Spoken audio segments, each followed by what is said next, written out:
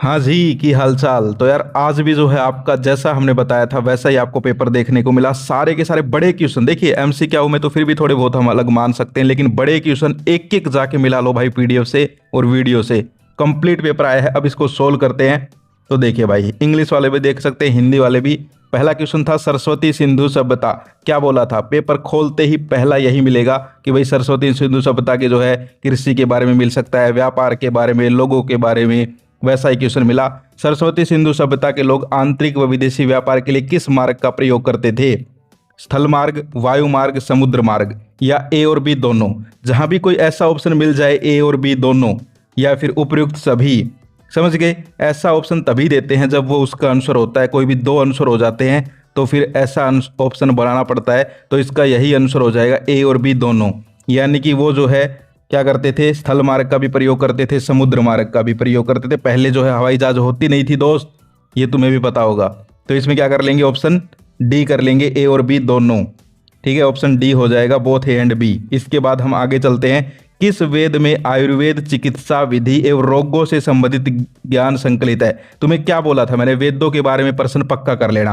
अब देखिए, बड़ा प्रश्न नहीं आया, लेकिन जिसने पढ़ा मेरे कहने से तो उसका ये क्वेश्चन भी सही हुआ कि नहीं, क्योंकि उसने पढ़ा होगा कि भाई अर्थवेद जो होता है उसमें यही चीज़ों की बात होती है। ठीक है, तो अगर तुम बड़े क्वेश्चन भी तैयार करते हो तो छोटे तुम्हारे अपने आप तैयार हो जाते हैं। तो इसमें क्या आ जाएगा, ऑप्शन डी आ जाएगा, अर्थवेद। अगला था, ईसाइयत में अनुयायियों का उपासना घर क्या कहलाता है? यानी कि इन Christianity followers have place of worship is called church. यानी कि चर्च हिंदी में हिंदी वाले लिख सकते थे और इंग्लिश में CHRUCH चर्च लिख सकते थे। ठीक है, चर्च होता है ना ईसाइयों का। इसके अलावा हम आगे चलते हैं।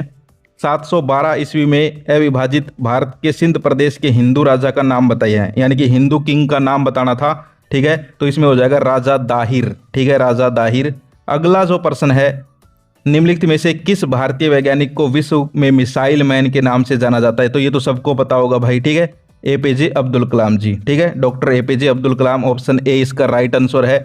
अगला था, भारत में गोवा, दमन दीव, दादर नगर हवेली आदि प्रदेशों पर किस यूरोपीय शक्ति का अधिकार था? Which European power has right to govern the state like Goa, Daman Diu, Dadar Nagar Haveli etcetera. ठीक है, तो किसका था? पुर्तगालियों का था। उस साइड पुर्तगाली थे भाई, पानी से उसमें आते थे वो बैठ के, क्या बोलते हैं उसको, जहाजों में बैठ के, नाव में बैठ के आते थे। ठीक है, तो पुर्तगालियों का जो है उधर वर्चस्व था, पुर्तगाली हो जाएगा इसमें, ऑप्शन सी कर लेंगे। आगे देखिए, आगे जो है क्या था, इस टाइप के क्वेश्चन देखिए, केवल ए या बी दोनों सही हैं, इस टाइप से घुमा फिरा के क्वेश्चन था। ऐसा हमने करवाया भी था। पहला है, सत्ता की साझेदारी लोकतंत्र की लाभकारी है। ठीक है, यानी कि power sharing is beneficial for democracy. तो ये बिल्कुल सही बात है भाई। ठीक है, अगला है, इसमें सामाजिक समूहों में टकराव का अंदेशा घटता है। तो ये भी जो है सही है, यानी कि केवल ए सही नहीं है, केवल दो सही नहीं है, दोनों सही हैं। यानी कि ऑप्शन क्या करेंगे इसमें, एक और दो दोनों सही हैं। ठीक है, इस भाई ने गलत कर रखा है, इसमें हो जाएगा ऑप्शन सी, केवल सॉरी एक और दो दोनों सही हैं, ऑप्शन सी कर लेंगे। बोथ 1 and 2 आर करेक्ट, दोनों सही हैं यार।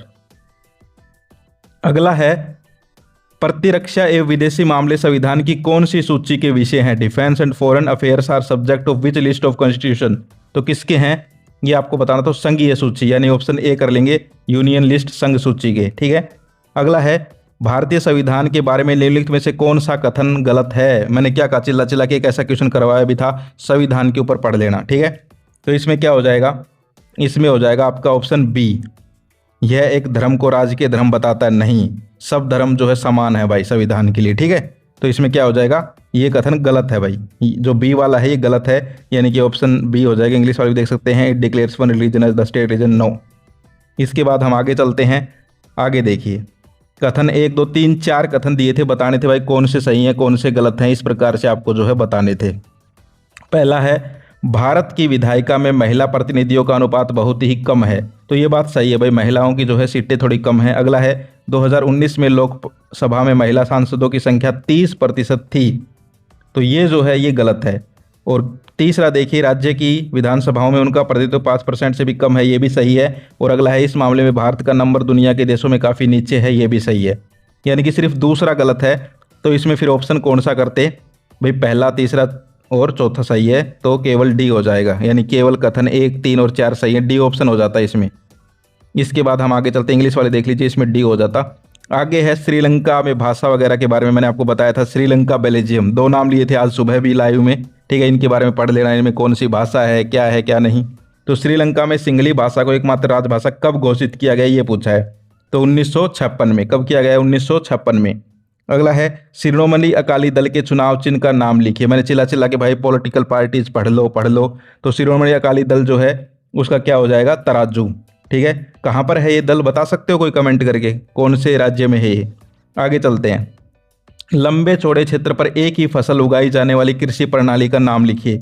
देखिए कृषि प्रणाली का हमने एक ऐसा ही क्वेश्चन किया था, उसका आंसर झूम कृषि था। मैंने आपको चिल्ला के बताया था ना, झूम कृषि होती है, डांस वगैरह करके बताया था। तो वैसा ही क्वेश्चन आ गया कि भाई लंबे चौड़े क्षेत्र पर एक ही फसल उगाई जाती है तो उसको हम क्या कहेंगे? रोपण कृषि कहेंगे, यानी कि प्लांटेशन एग्रीकल्चर। ऑप्शन सी कर लेंगे इसमें, ठीक है। इसके अलावा अगला है भारत का सबसे बड़ा बॉक्साइट उत्पादक राज्य का नाम लिखिए। हमने आपसे पूछा था कोयला, ठीक है, उसके बारे में कोयला वाला क्वेश्चन था जिसमें झारखंड था शायद उत्तर, ठीक है। तो इसका आंसर क्या हो जाएगा? इसका आंसर हो जाएगा उड़ीसा। क्या हो जाएगा? उड़ीसा। ऑप्शन ए होगा इसमें, ठीक है, उड़ीसा हो जाएगा इसका आंसर। इसके अलावा फिर हम आगे चलते हैं। विनिर्माण वस्तु किस क्षेत्र की गतिविधि है? चिल्ला के भाई कि भाई ये गतिविधियां पक्का कर लो, प्राथमिक, द्वितीयक, तृतीयक, प्राइमरी, सेकेंडरी, टर्सरी, ठीक है। तो इसमें क्या हो जाएगा? द्वितीयक क्षेत्र यानी सेकेंडरी। ऑप्शन बी आ जाएगा, सेकेंडरी द्वितीयक क्षेत्र। अगला जो है ये क्वेश्चन सेम टू सेम, कौन कौन स्टूडेंट है जिसने हमारी पहली वाली वीडियो देखी थी उसमें ये क्वेश्चन सेम टू सेम करवाया था कि विश्व बैंक विश्व विकास रिपोर्ट किन देशों के वर्गीकरण करने के लिए मापदंड का उपयोग करता है? तो प्रति व्यक्ति आय, ठीक है, प्रति व्यक्ति आय देख कर बनाता है भाई, ठीक है। विश्व बैंक विश्व रिपोर्ट क्या देख कर बनाता है? हमने ऐसा क्वेश्चन करवाया था ना, तो इसमें आ जाएगा प्रति व्यक्ति आय, per capita income. Option C कर लेंगे। अगला देखिए संगठित क्षेत्र की विशेषता है, तो संगठित क्षेत्र की विशेषता बतानी थी तो बता दोगे? क्या हो जाएगी? ऑल ऑफ दीज, उपरोक्त सभी हो जाएगी भाई। इसके अलावा जो है अगला था बिना मुद्रा का प्रयोग किए वस्तुओं का क्रय विक्रय करना खालिस्तान कहलाता है। Buying and selling of goods without using money. तो तुम पहले छोटे बचपन में तुमने बर्फ खाई है, ठीक है, गांव में आते थे ना बर्फ बेचने वाले, तो तुम गेहूं ले जाके दे देते थे, बर्फ मिल जाती थी, ठीक है। या फिर कई बार तुम जो है कॉपी किताब बेच देते हो, तुम्हें पैसे मिल जाती है, चीज़ मिल जाती है, ठीक है।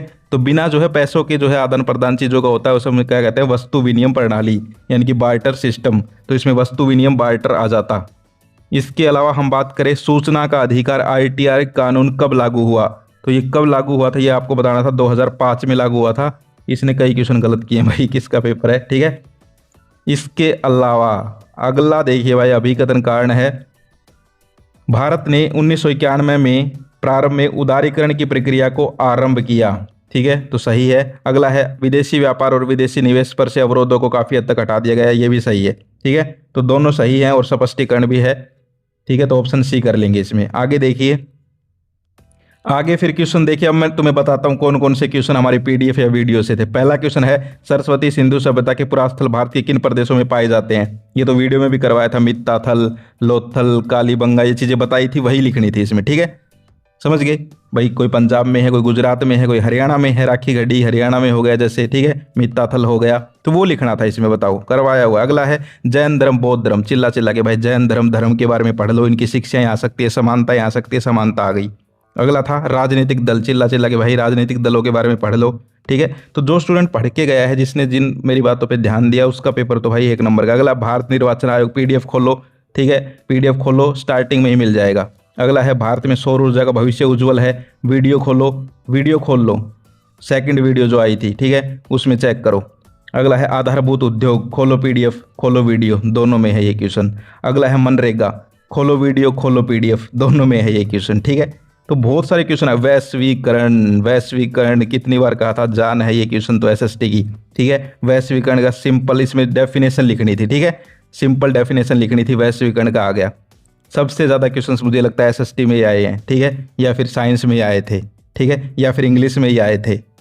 समझ गए?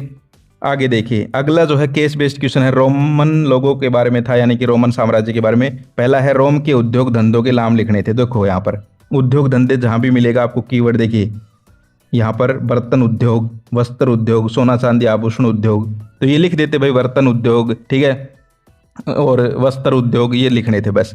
अगला है रोम के राज्यों की आमदनी के क्या साधन थे? तो आमदनी के क्या साधन थे? राज्यों को खानों और नमक उत्पादन से भी आमदनी होती थी। आमदनी को ही कीवर्ड बना लेते और इस लाइन में आंसर मिल जाता भाई। नमक वहाँ पर जो है नमक बनाते थे लोग, ठीक है, या फिर कोयले की खानों में काम करते थे, ठीक है, ये हो जाता। अगला है रोम के लोगों के व्यापारिक संबंध किन किन देशों से थे? तो देशों के नाम कहाँ है वो देखो, ये रहे। ये लोग भारत, मलमल, अफ्रीका से धातु, चीन से रेशम, यूनान से लोहा व्यापार करते थे। तो इसमें ऑप्शन उत्तर क्या हो जाता? भारत, चीन, अफ्रीका, यूनान, बस ये लिखने थे। तो बहुत ही इजी, यहाँ पर जो है थोड़ा सा दिमाग लगाते ही क्वेश्चन सोल्व हो जाते, ठीक है। इंग्लिश वाले भी देख सकते हैं, समझ गए। इसके अलावा जो है हिंदी में देखिए फिर क्वेश्चन नंबर 30 आ गया। 30 देखिए, बेल्जियम ने श्रीलंका से अलग कौन सा रास्ता अपनाया? तो इसमें साफ लिखा होगा कहीं ना कहीं। देखिए, बेल्जियम ने नेताओं ने श्रीलंका से अलग रास्ता अपनाने का फैसला लिया। उन्होंने क्षेत्रीय अंतरों और सांस्कृतिक विविधता पर जोर दिया, ठीक है, समझ गए। तो श्रीलंका में तो क्या था? बहुसंख्यवाद था, लेकिन बेल्जियम में क्या था? क्षेत्रीयवाद, ठीक है। अगला था बेल्जियम ने 1970-1993 के बीच संविधान में 4 संशोधन करने का क्या कारण था? तो ये देखो, ये लाइन है 1970-1993, यानी कि कीवर्ड पकड़ो आंसर मिल जाते। तो ये भी कर लिया होगा तुमने, ठीक है, समझ गए। इसके अलावा जो है अगला दे रखा था भारत के लोक प्राचीन की समुद्री यात्राओं के बारे में था, ये कर लिया होगा, ठीक है। सबसे सस्ते साधन कौन से थे? ये था, ठीक है। तो इसमें सारे बता रखे भाई, जल परिवहन है सबसे सस्ता साधन था, देख लो यहाँ पर लिखा हुआ है साफ साफ, ठीक है। तो भाई बहुत ही ईजी था कहने का मतलब, ठीक है। इसके अलावा जो है बड़े क्वेश्चन में बता देता हूँ। 1857 की क्रांति के 3 कारण, आज सुबह भी लाइव में बताया था, वीडियो में भी पर्सन था, पीडीएफ में भी था, ठीक है। अगला है लोकतंत्र शासन की अन्य व्यवस्थाओं को बेहतर मानने का स्पष्ट कारण दीजिए। ये है पीडीएफ में हमारी, ठीक है, मैंने चेक किया पीडीएफ में। इसके अलावा अगला है निर्वाह कृषि वाणिज्यिक कृषि, पीडीएफ में। अगला है भारत में ऋण औपचारिक अनौपचारिक स्रोत, वीडियो में पीडीएफ दोनों में। इसके अलावा मध्यकाल में विदेशी आक्रमण भारत पर क्या प्रभाव पड़े, वीडियो में, और 2 वीडियो में, बल्कि 1 वीडियो नहीं 2 वीडियो में है ये, और पीडीएफ में भी है, ठीक है। इसके अलावा संघीय व्यवस्था वीडियो में, पीडीएफ में, लाइव में बताया सुबह। श्रीलंका में बहुसंख्यवाद पीडीएफ में, वीडियो में, लाइव में बताया सुबह, ठीक है। पूरा पेपर लिख कर रखा है भाई, ठीक है। भूमि के निम्नीकरण पीडीएफ में, ठीक है। वन्य जीव संरक्षण 2 वीडियो में बताया, ठीक है। अब देखो मैप भी बताया हुआ है लगभग, सरस्वती सिंधु सभ्यता, मिस्र की सभ्यता, पहली वीडियो में दोनों ही लगवाए थे, ठीक है, कि भाई ये दोनों पक्का कर लो। एक काजीरंगा राष्ट्रीय उद्यान, ठीक है, ये थोड़ा अलग आ गया, ये नहीं बताया। देखिए जो नहीं बताया झूठ नहीं बोलूंगा, शायद पीडीएफ में था ही वैसे ना, वीडियो में नहीं बताया। वीडियो में बताया था सरदार सरोवर बांध और जमशेदपुर लो इस्पात। तो ओवरऑल जो है कंप्लीट पेपर, आज तो सबसे ज़्यादा क्वेश्चंस आ गए कहने का मतलब जो है आपका पेपर आप फोड़ के आएंगे, मुझे जहाँ तक लगता है। कैसा हुआ कमेंट करके ज़रूर बताइए। तो ये तो बात हो गई भाई आपके पेपरों की। अब री एग्ज़ाम होंगे, री एग्ज़ाम कौन कौन देगा, किस किस सब्जेक्ट का देगा, कमेंट कर देना, उसकी भी वीडियो बना देंगे। लेकिन अब रिजल्ट की अपडेट्स जो है स्टार्ट करेंगे, आज ही आ जाएगी शाम तक एक वीडियो देख लेना भाई। रिजल्ट की अपडेट आ गई है, बहुत बड़ी अपडेट, ठीक है, कि कब रिजल्ट आ रहा है और रिजल्ट कैसा आ रहा है, सारी अपडेट आ गई। चैनल पर वीडियो आ जाएगी आज शाम तक, तो उसको चेक कर लेना। सो ये थी आज की वीडियो, फिर मिलते हैं। जय हिंद, जय भारत।